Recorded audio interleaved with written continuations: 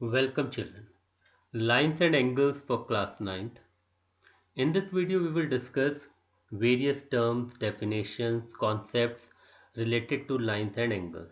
इस वीडियो में हम डिस्कस करेंगे लाइन की डेफिनेशन, लाइन सेगमेंट की डेफिनेशन, पेयर ऑफ लाइंस के बारे में हम डिस्कस करेंगे, एंगल्स के बारे में डिस्कस करेंगे, डिफरेंट टाइप ऑफ एंगल्स कौन कौन से होते हैं, different type of pair of angles कौन कौन से होते हैं, and some theorems related to the angles or the lines we will discuss.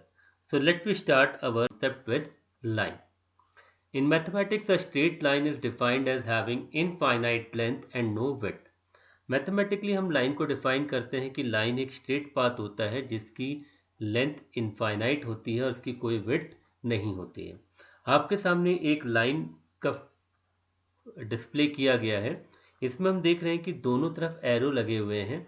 तो दोनों तरफ एरो का मतलब होता है कि line can be extended in both the directions infinitely. अगले कॉन्सेप्ट पे चलते हैं, बात करते हैं लाइन सेगमेंट की। तो लाइन के बारे में हमने बात करी कि इसकी कोई फाइनाइट लेंथ नहीं होती, it mean it has got infinite length. लेकिन अगर हम लाइन का ही कोई एक ऐसा पार्ट लें जिसकी एक फाइनाइट लेंथ होती है, तो ऐसी फाइनाइट लेंथ का जो पार्ट होता है उसे हम कहते हैं लाइन सेगमेंट। अब इसे लिया कैसे जाता है? इसके लिए हम क्या करते हैं कि एक लाइन पे हम कोई भी दो पॉइंट लेते हैं, उन दो पॉइंट्स के बीच में जो लाइन का पोर्शन आता है that is called line segment. और ये जो दो पॉइंट्स होते हैं they are called the end points of the line segment. तो गिवन फिगर में ए बी एक लाइन सेगमेंट है जिसके एंड पॉइंट्स हैं ए एंड बी, और इसको हम मैथमेटिकली लिखते हैं line segment A B. Mathematically denote करने के लिए ए बी के ऊपर हम एक बार का साइन लगा देते हैं। इसको हम बी ए की फॉर्म में भी लिख सकते हैं। तो लाइन सेगमेंट ए बी कहिए या लाइन सेगमेंट बी ए कहिए, दोनों सेम थिंग्स हैं। बात करते हैं एंगल्स की। When two lines meet at a point an angle is formed. जब दो लाइनें एक पॉइंट पे मीट करते एक एंगल बनता है। इसे दूसरे शब्दों में आप ऐसे समझ सकते हैं कि अगर एक पॉइंट से हम दो रेज निकालें तो उन दोनों रेज के बीच में जो आर्क बनती है उसका जो मेजर होता है दैट इज कॉल्ड एंगल। आइए एक फिगर के माध्यम से इसको समझते हैं। यहां पर देखिए आप कि एक पॉइंट से दो रेज निकली हैं। उन दोनों रेज के बीच में जो आर्क है उसको हमने कलर्ड एरो से शो किया है। तो this is denoting an angle, जिसको हमने लेबल कर दिया। अब आप देखिए इसमें जो पॉइंट बी है जहां से दो रेज निकली हैं, that point B is called the vertex of the angle. और वहां से जो दो रेज निकली हैं B A and B C, ये एंगल की आर्म्स कहलाती हैं। इन दोनों रेज के बीच में जो आर्क बनता है उसको हम अगर मेजर करें तो दैट इज कॉल्ड एंगल, और एंगल को हमेशा डिग्री में मेजर किया जाता है। अब बात करते हैं एंगल का नाम कैसे लिखा जाता है। देखिए अगर हम एंगल का कंप्लीट नेम लिखना चाहें तो we can start from any one point on the arm. तो जैसे कि हमने ए से स्टार्ट किया तो हम लिख सकते हैं ए बी सी, यहाँ हम इसको लिख सकते हैं सी बी ए। इसमें ध्यान देने वाली बात ये होती है कि जब हम एंगल का कंप्लीट नाम लिखते हैं तो सेंटर वर्ड जो आता है that should be the vertex. जैसे कि यहाँ पे वर्टेक्स आपका बी है तो हमने एंगल का नाम क्या लिखा, ए बी सी या सी बी ए। ये बात हमें ध्यान रखनी है। शॉर्ट में हम एंगल को केवल एंगल बी लिख सकते हैं, मीन्स केवल वर्टेक्स का अल्फाबेट यूज करके भी हम एंगल का नाम डिनोट कर सकते हैं। तो we can write this as angle A B C और एंगल सी बी ए और एंगल बी। आइए बात करते हैं अब डिफरेंट टाइप ऑफ की। अब जैसे कि मैंने अभी डिस्कस किया कि एंगल को डिग्री में मेजर किया जाता है, तो डिग्री के आधार पे ही एंगल्स के वेरियस क्लासिफिकेशंस होते हैं। जो पहला क्लासिफिकेशन होता है वो क्लासिफिकेशन होता है एक्यूट एंगल का। एक्यूट एंगल क्या होता है? वो एंगल जो 0 डिग्री और 90 डिग्री के बीच में लाई करता है, यानी 0 डिग्री से बड़ा बट 90 डिग्री से छोटा, उसे हम कहते हैं एक्यूट एंगल। मैथमेटिकली हम दिखा सकते हैं, अगर हम एंगल को x से डिग्री से डिनोट करते हैं तो it is greater then 0 degree but less then 90 degree. और लेफ्ट साइड में आप फिगर में देख भी सकते हैं। अगला डिस्कशन जो हम करते हैं that is of right angle. अगर हम एक वन कंप्लीट क्वार्टर टर्न ले लें, क्वार्टर टर्न मतलब जैसे पूरा सर्कल है उसका 1/4 पार्ट अगर हम लेते हैं दैट इज कॉल्ड क्वार्टर। तो अगर हम एक वन क्वार्टर टर्न ले लें कंप्लीट, तो जो हमारा एंगल बनता है वो एंगल की जो वैल्यू होगी वो 90 डिग्री के बराबर होगी, और इसे हम कहते हैं राइट एंगल। इसे हम कहते हैं राइट एंगल। और मैथमेटिकली राइट एंगल को डिनोट करने के लिए हम वहां पे जहां पर एंगल होता है वहां पे एक स्मॉल सा स्क्वायर बॉक्स लगा देते हैं। तो जहां पर भी आपको स्क्वायर बॉक्स दिखाई दे तो आप समझ जाइए कि ये एक राइट एंगल है। बात करते हैं, हमारी कैटेगरी होती है एंगल्स में according to the measurement, that is obtuse angle. Obtuse angle क्या होता है? Any angle which is greater than 90 degree but less than 180 degree, यानी 90 डिग्री और 180 डिग्री के बीच में जो एंगल होता है that is called obtuse angle. और mathematically you can write it as x degree is greater than 90 degree but less than 180 degree. इसके बाद जो हम बात करते हैं that is of straight angle. अब स्ट्रेट एंगल क्या होता है कि अगर हम एक कंप्लीट सेमी सर्कुलर टर्न ले लें, स्टार्टिंग से हम एक कंप्लीट सेमी सर्कुलर टर्न ले लें, तो स्ट्रेट लाइन के ऊपर जो हमें एंगल मिलेगा वो एक 180 डिग्री का एंगल होगा, और इसे हम कहते हैं एक स्ट्रेट एंगल, जो कि जैसा कि हम फिगर में दिखा रहे हैं this is called straight line, और एंगल को कहा जाता है स्ट्रेट एंगल। अब बात करते हैं नेक्स्ट केस की। नेक्स्ट केस आता है रिफ्लेक्स एंगल का। कोई भी एंगल जो 180 डिग्री से बड़ा होता है बट 360 डिग्री से छोटा होता है उसे हम कहते हैं रिफ्लेक्स एंगल, जैसे कि 190 डिग्री, 270 डिग्री, 350 डिग्री, 359 डिग्री। तो ये सारे एंगल जो 180 डिग्री और 360 डिग्री के बीच में लाई करते हैं they are known as reflex angle. इसके बाद बात करते हैं कंप्लीट एंगल की।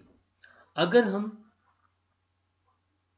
जहां से स्टार्ट हुआ एक पॉइंट में पूरा एक कंप्लीट टर्न ले लें, यानी जहां से स्टार्ट हुए वहीं पे आके ख़त्म करें, तो ये जो कंप्लीट सर्कुलर वे में जो एंगल बनता है that is called complete angle, और ये एंगल होता है 360 डिग्री का, और क्या नाम देते हैं हम इसे? Complete angle.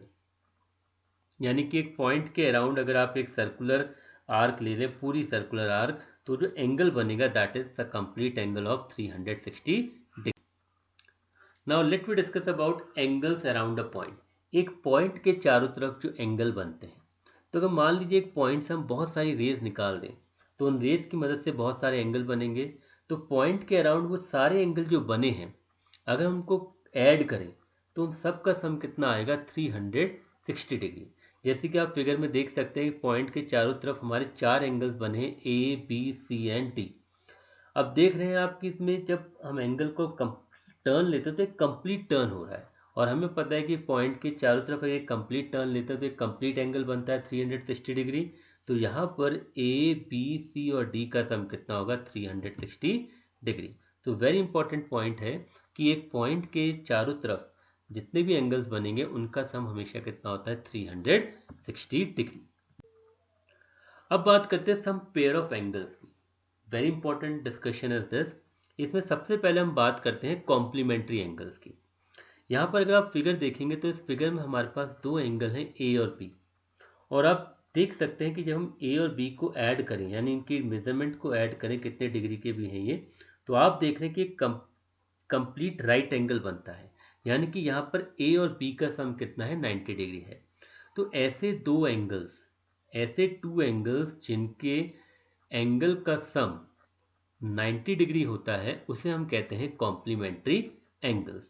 और इसमें ये दोनों एंगल्स होते हैं जो मिलकर एक कॉम्प्लीमेंट्री एंगल बनाते हैं वो एक दूसरे के कॉम्प्लीमेंट कहलाते हैं।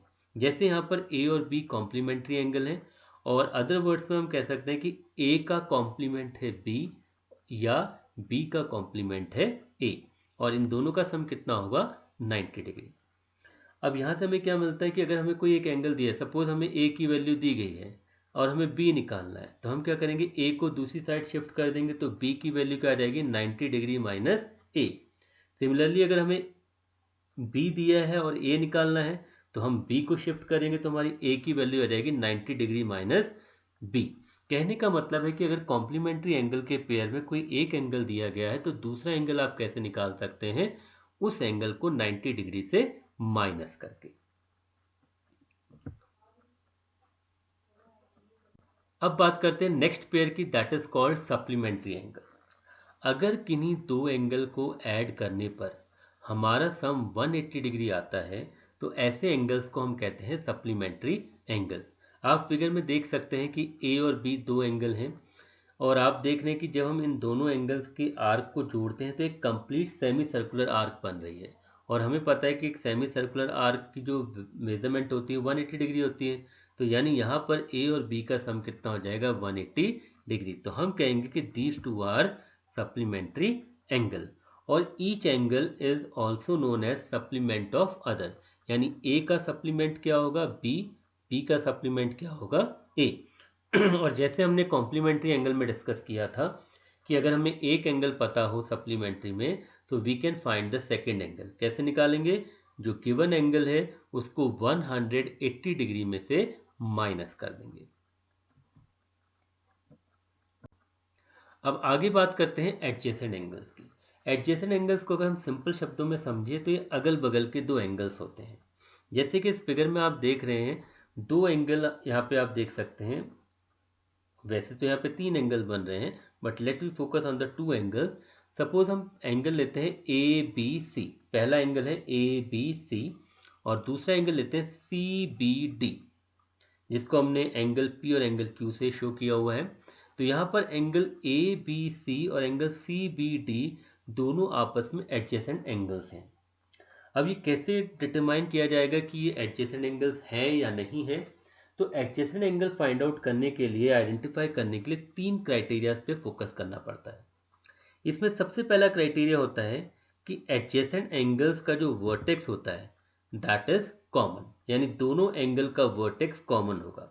तो यहाँ पर अगर आप देखेंगे तो एंगल ए बी सी और सी बी डी में जो वर्टेक्स है वो है बी और ये दोनों एंगल के लिए कॉमन है। तो ये पहली शर्त है एडजेसेंट एंगल्स की, that they should have a common vertex.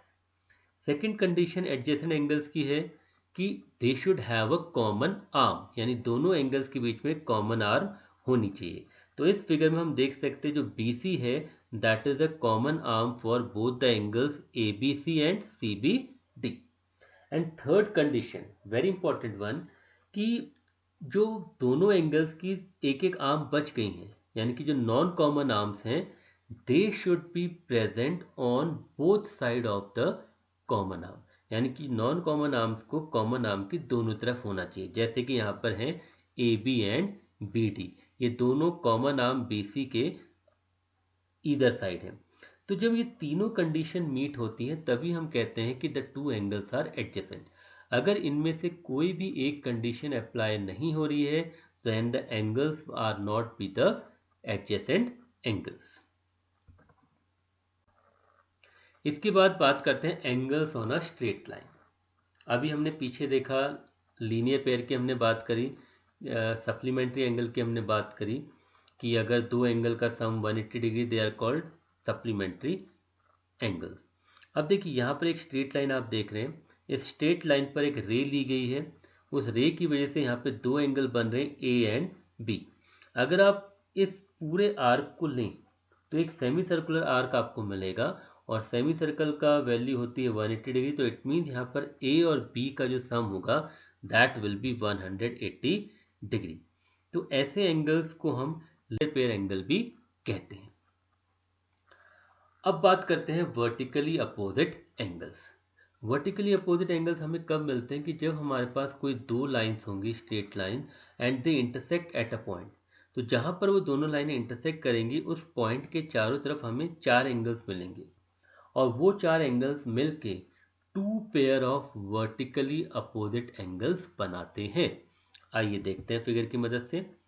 तो यहाँ पर आप देखिए दो लाइनें इंटरसेक्ट करी, इंटरसेक्शन पॉइंट पे चार एंगल बने ABC एंड D। ये चार एंगल मिलके two pair of vertically opposite angles बनाते हैं। वर्टिकली अपोजिट मतलब होता है आमने सामने के एंगल। तो जैसे कि आप फिगर में देख रहे हैं एंगल A के जस्ट सामने है एंगल C, तो ये उसका वर्टिकली अपोजिट एंगल है। सिमिलरली एंगल B के वर्टिकली अपोजिट क्या है? Angle D। तो यहाँ पे वर्टिकली अपोजिट एंगल का पेयर बना A एंड C का एंड B एंड D का। और एक बहुत ही इंपॉर्टेंट प्रॉपर्टी होती है कि vertically opposite angles are equal, यानी कि A will be equal to C and B will be equal to D. So we got when two lines intersect, we get two pair of vertically opposite angles, and vertically opposite angles are equal to each other. Lines in a plane. अब बात करते हैं lines की। अगर हम किसी भी plane surface के ऊपर दो लाइनें बनाएं तो उन लाइनों को हम कैसे बना सकते हैं, आइए देखते हैं। देखिए पहला केस देखिए, हमने दो लाइनें बनाई। दूसरा केस देखिए, फिर हमने दो लाइनें बनाई। तो आप क्लियरली सी कर सकते हैं कि पहले केस में दोनों लाइनें एक दूसरे को क्रॉस कर रही हैं, यानी कि इंटरसेक्ट कर रही हैं। दूसरे केस में आप देख सकते हैं कि दोनों लाइनें एक दूसरे से इक्वल डिस्टेंस पे मूव कर रही है और ये कहीं पे भी एक दूसरे को क्रॉस नहीं करती हैं। तो पहले केस में हम we can say that the lines are crossing each other और इंटरसेक्टिंग ईच अदर। दूसरे केस में हम कह सकते हैं कि these line do not intersect, it means they are parallel to each other, they are parallel. फिर बात करते हैं प्लेन की।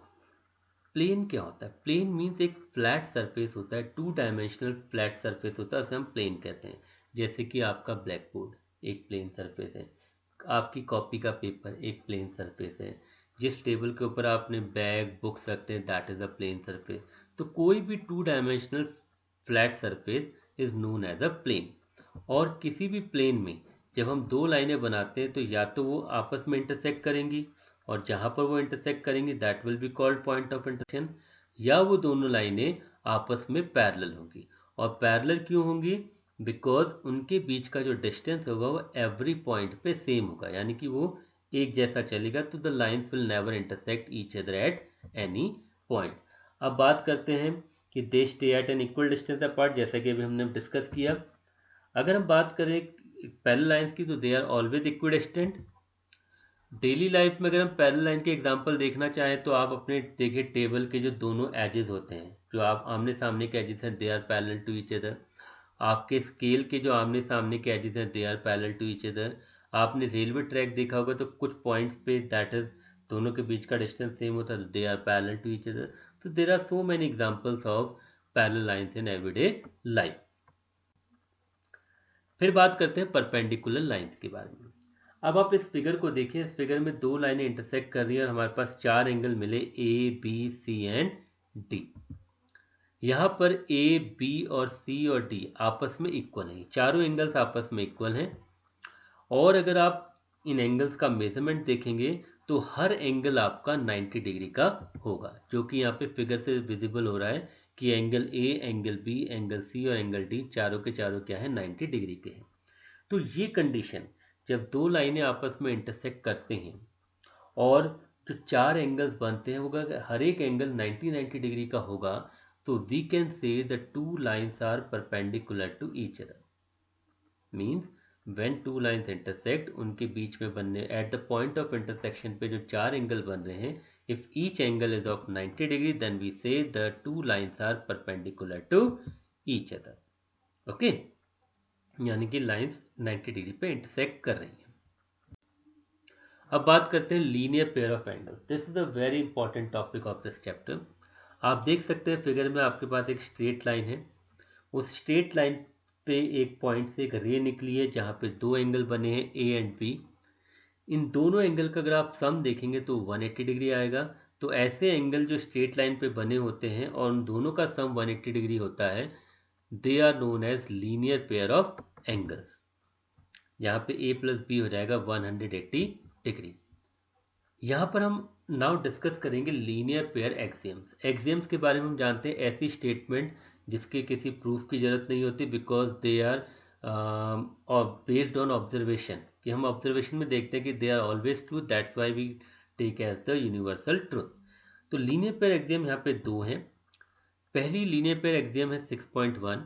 ये कहती है इफ अ रे stands on a line then the sum of two adjacent angle formed is 180 degree. जैसा कि हमने डिस्कस किया कि अगर एक स्ट्रेट लाइन पर एक रे हम बना दें, देन जो हमारे दो एंगल्स बनेंगे उनका सम कितना होगा, 180 डिग्री। तो न्यूमेरिकली आपको इसको ऐसे समझना है कि अगर एक स्ट्रेट लाइन पर आपने रे बनाई है तो जो दो एंगल बनेंगे उनका सम 180 डिग्री होगा। अब आइए डिस्कस करते हैं एग्जाम 6.2 को। एक्सियम 6.2 एक्चुअली 6.1 का कन्वर्स है, यानी कि रिवर्स है। ये क्या कहता है? If the sum of two adjacent angle is 180 degree, अगर किन्हीं दो एडजेसेंट एंगल का सम 180 डिग्री होगा तो उसकी जो नॉन कॉमन आर्म्स हैं, एडजेसेंट एंगल आपको पता है कॉमन वर्टेक्स होता है, कॉमन आर्म होती है और दो नॉन कॉमन आर्म होती है। तो अगर उन दोनों एडजेसेंट एंगल का सम 180 डिग्री है तो जिसकी जो नॉन कॉमन आर्म्स होंगी they will make a straight line, they will make a straight line. तो पहले केस में हमने क्या डिस्कस किया, 6.1 में स्ट्रेट लाइन है तो जो उस पर दो एंगल बनेंगे रे के द्वारा उन दोनों का सम 180 डिग्री होगा।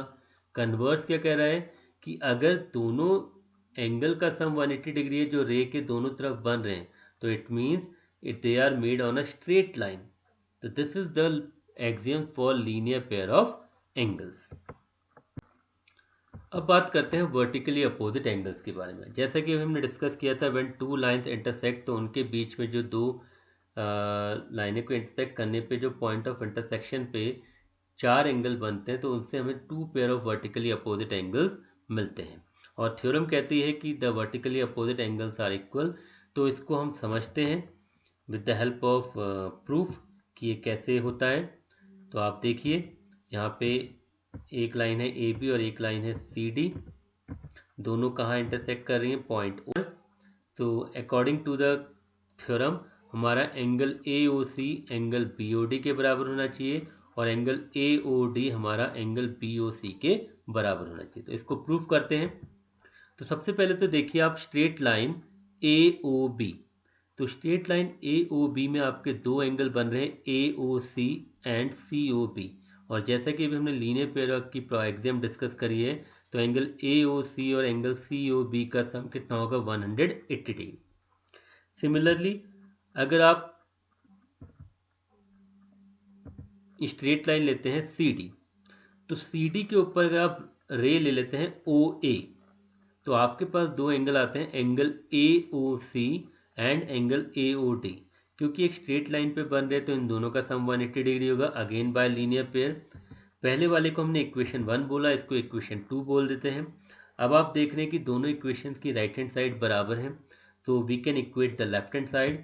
तो हमने 1 और 2 से दोनों लेफ्ट हैंड साइड को इक्वेट किया तो हमारे पास आया angle A O C plus angle B O C equals to angle A O C plus angle A O D. अब आप देख रहे हैं दोनों तरफ angle A O C common है तो इसको रिमूव कर देंगे, कट कर देंगे, तो हमारे पास आ जाएगा angle B O C equal to angle A O D. आप देख रहे हैं बी ओ सी और A O D vertically opposite angles हैं तो one pair of vertically opposite angle equal हो गया। सिमिलर ग्राउंड को यूज करते हुए हम we can prove that angle A O C equals to angle B O D.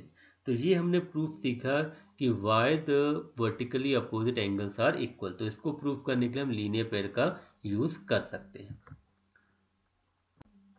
तो इस वीडियो में हमने डिफरेंट टाइप ऑफ एंगल्स के बारे में जाना, लीनियर पेयर के बारे में जाना। We have discussed about vertically opposite angles, complementary, supplementary angles, adjacent angles. Now these concepts will be further used in the upcoming exercises of this chapter. We will use these concepts in variety of manners. Thank you.